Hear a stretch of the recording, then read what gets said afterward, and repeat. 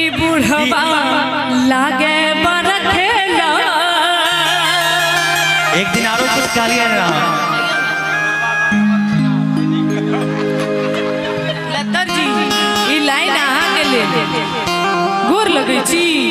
कथी ले बियाह न भेलिए त ककरा से डर होइया। अहाँ से डर होइया उनका मन कुछ कर रहले। ई बुढ़वा लागे बरखेला खेला नहीं है बेचारे अच्छे लोग। बूढ़ी आला घाघरी सियावे अना खेलार बुढ़वा त ई चत बड़ा लबर लबर करै छ। ई बुढ़वा लागे बरखेला बूढ़ी आला घाघरी सियावे लागे बरखेला बूढ़ी आला घाघरी सियावे बुढ़वा लागे बरखेला बूढ़ी आला घाघरी सियावे बुढ़वा लागे बरखेला बुढ़वा लागे बरखेला लागे बरखेला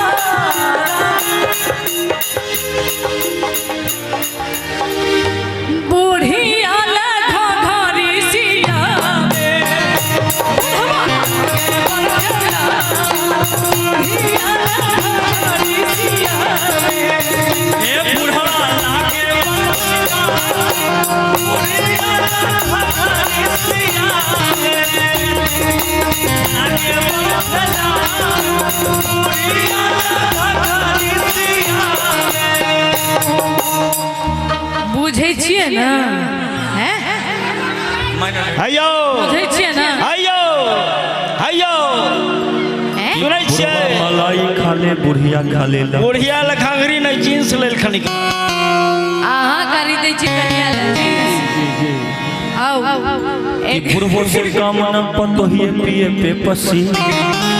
बुढ़वा से काम न पतोहिया पिए पे पसी बुढ़वा मलाई खा ले बुढ़िया खा ले लपसी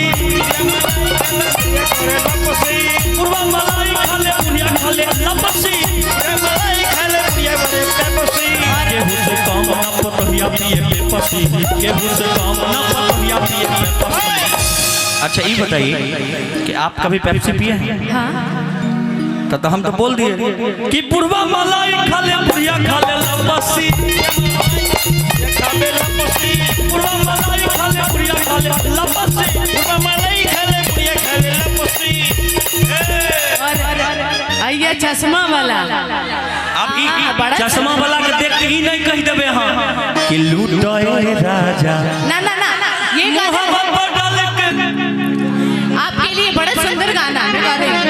क्या कथी नाम है यहाँ के अरे एक बार भाई लोग क्या बात है क्या बात है। राम खेलावन जी नाम से राम खेलावन अच्छा अरे आजा आजा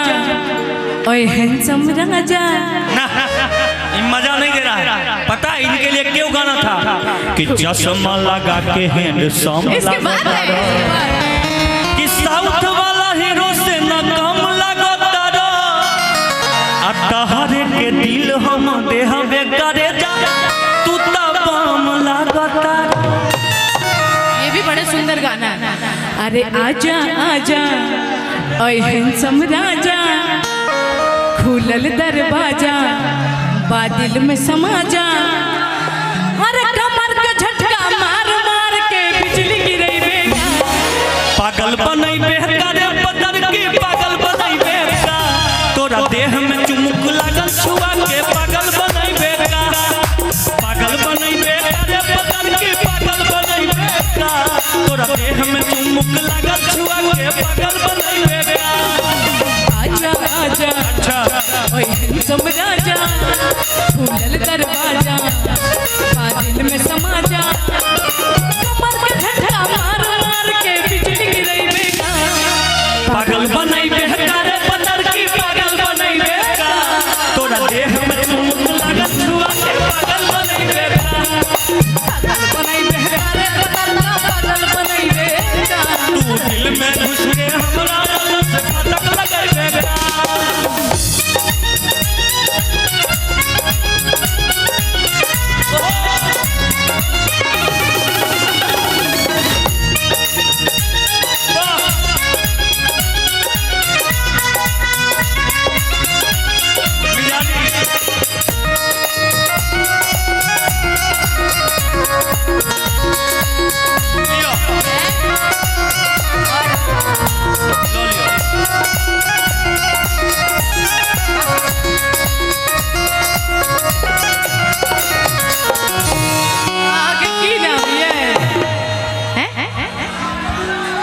परदुमन जी पप्पू पेलू है क्या क्या क्या हाँ पप्पू पेलू ना है अच्छा पप्पू मंडल जी उनका तरफ से 501 रुपया थैंक यू सो मच आओ